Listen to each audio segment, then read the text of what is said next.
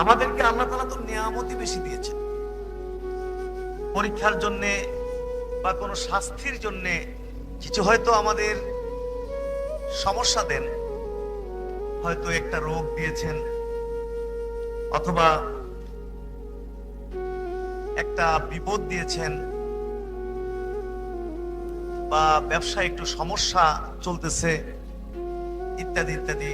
যে সমস্যাগুলো, এইগুলো যদি আপনি গুনেন তাহলে গুনতে পারবেন।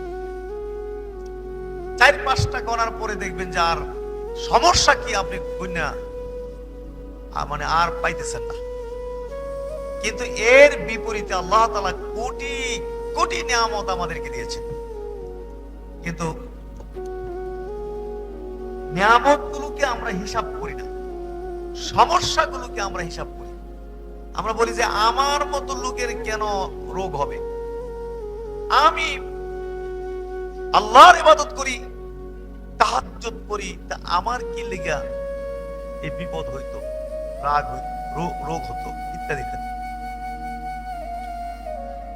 কিন্তু অপরদিকে যে কোটি কোটি নিয়ামত দিচ্ছেন সেগুলোকে কিন্তু আমরা হিসাব করি না।